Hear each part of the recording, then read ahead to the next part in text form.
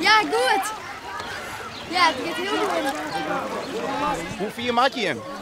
Ongeveer 2 kilometer en dan roeit hij om 3 uur binnen.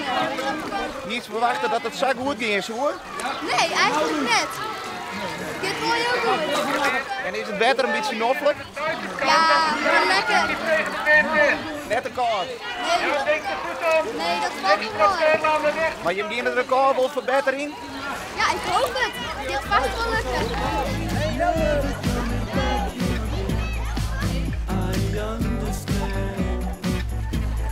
Deze kant op.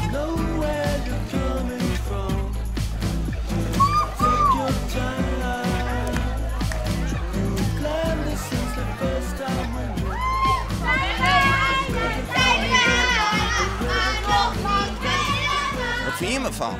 Ik vind het heel leuk. Ja, ik ook. Het ziet er apart uit, hè? Ja. Had je hem op scrollen maat, waar liep het op? Op een hele lange trein. Ja, of op een slang. Ja. En hoe doen ze het? Goed. Heel goed. Alleen ze zei zo net wel dat het al een beetje zwaar was. Deze kant op. Jongens, gaat het nog goed? Ja. Beetje last van de vinger. Gaat het hangen? Zet hem op, hè?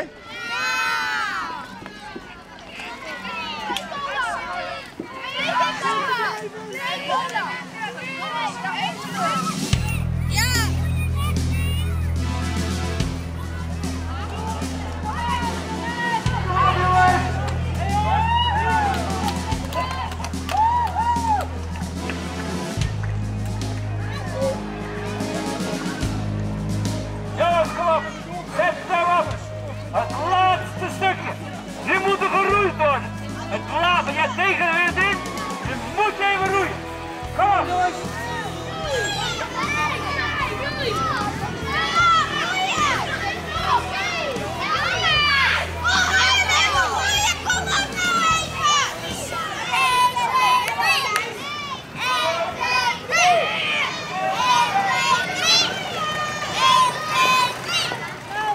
Esmee nog even! Hey!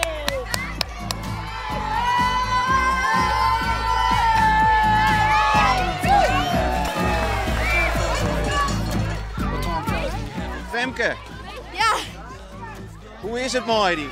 kot. Maar je hem het hellen? Ja, dat is wel leuk. Heeft er nog even nog in zitten? Nee, maar daar bij de geel ging het wel moeilijk, want we stonden telkens stil. En nou naar de record, toch? Ja. Wist ik hoe vier had je hem nou roeit, hè? Nee. Ongeveer 2 kilometer. Of meer. Maar al is 2 een heel uur ontroeien geweest. Ja. Gefeliciteerd. Dank je. Maar gauw het warms op ziekje. Ja, dankjewel.